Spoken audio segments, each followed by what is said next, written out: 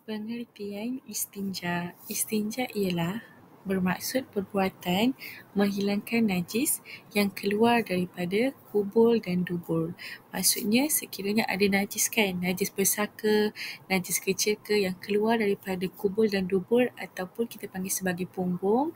Jadi kita kenalah bersihkan dia, kita kenalah mengistinjakan dia dengan menggunakan air atau benda-benda kesat atau kedua-duanya sekali. Bermaksud kita kenalah hilangkan najis yang telah keluar daripada kubur dan dubur itu menggunakan alat utama iaitu air.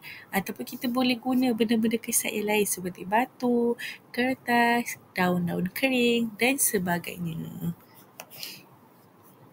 Hukum istinja adalah wajib, bermaksud sekiranya kita tidak membersihkan kubur dan dubur kita selepas kita mengeluarkan najis daripada kubur dan dubur, maka hukumnya adalah berdosa. Kerana hukum asal istinja ini adalah wajib, maka kita mestilah membersihkan kubur dan dubur kita dan pastikan kubur dan dubur kita itu dalam keadaan bersih supaya kita dapat menunaikan solat dalam keadaan yang bersih.